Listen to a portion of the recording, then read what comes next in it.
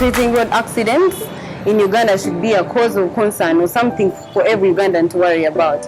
And so many reports given by so many people like UN, like KCCA. For example, the UN report in 2019 reported Uganda as the highest country with road accidents in East Africa, and it ranks number 9 in Africa.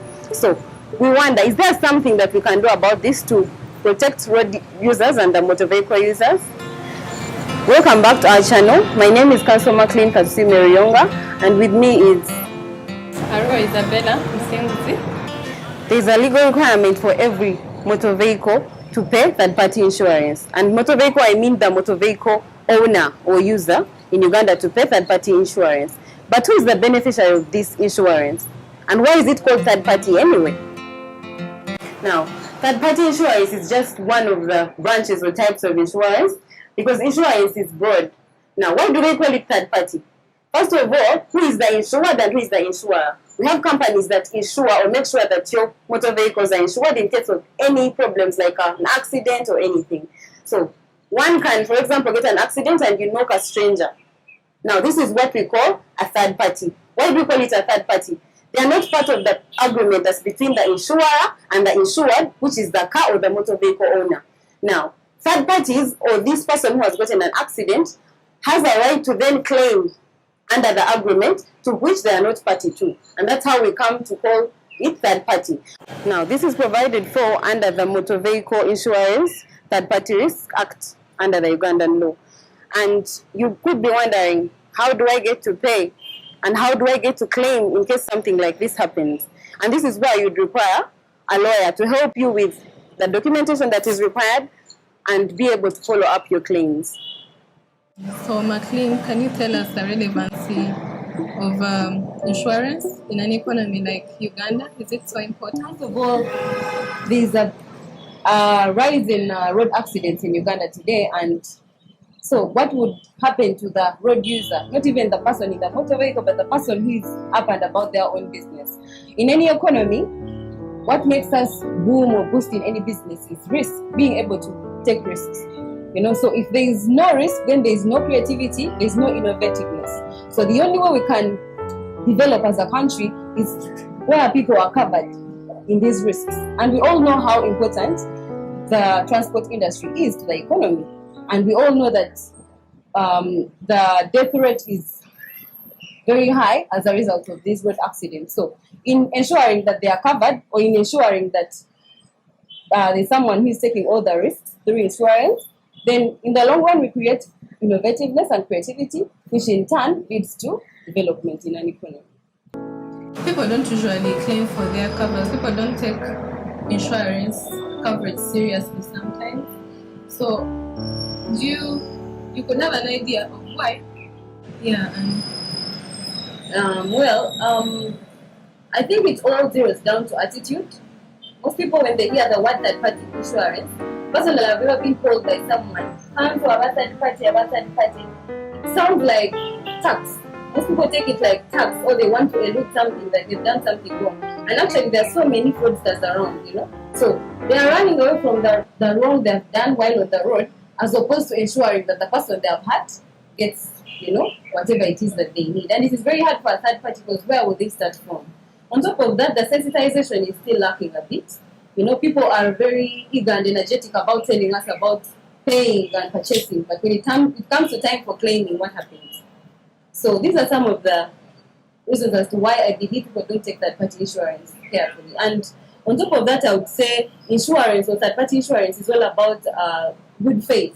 You have to make a claim in good faith. So if you're already making wrongs, or you're doing this and that, and some people don't even have these accidents, they do something wrong, there's no one, they masquerade and bring someone else to stand in and they say they want to claim.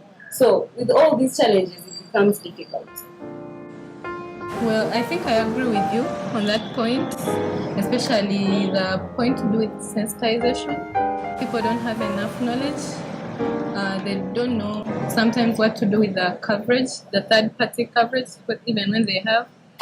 And yeah, sensitization needs to be done, I think, on all levels, because most times accidents affect everyone, from the border rider to a truck driver to a bus driver to private cars. So yeah, I think a lot of sensitization needs to be done. So apart from that reason, why do you think people are reluctant to just third-party insurance?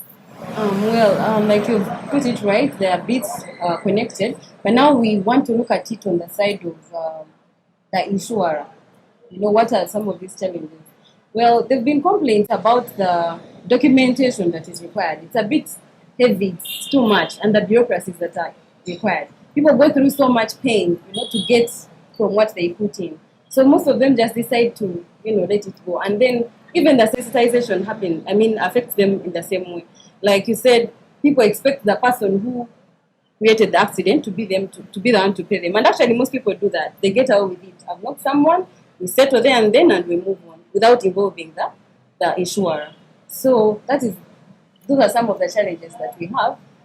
And of course, even the marketing and branding of some of these companies is lacking. The energy they put in and the way they follow up after, there's a very big gap in between, I would say. Yeah. I think insurance has lots of issues, by the way, starting from third party, because now we've talked about only third party. And like we said, there are different insurance covers which we could not put in this segment. But do you think anything has been done as of yet in Uganda to, you know, rectify some of these challenges? Yeah, actually, I'd like to applaud the insurance regulatory authority. They have made so many recommendations and they have actually gone ahead to follow them up. For example, recent, it is actually possible to pay for this third party on mobile money. And this, in effect, also makes claiming a bit better because it will reduce the bureaucracies and the documentation and fraud. It is very difficult because now you know on mobile money you're registered and things like that.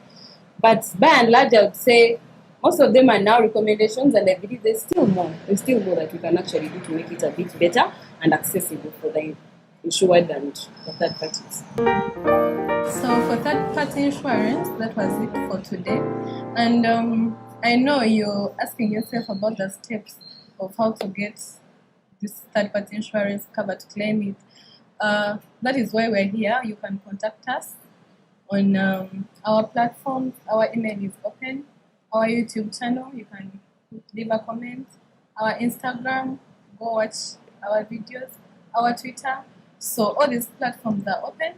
You can drop a question or whatever you want to know about what we've not covered today, or about insurance generally, and whatever you would want to listen to next time. So for today, that is it. Don't forget to subscribe to our YouTube channel. Leave a comment. Yeah. Once again, Council Aruho, Isabella Mfinfi, and together with me, Council McLean Katisime Ruyonga, and together we are Makela Advocates. Yeah, bye. See you See you next time.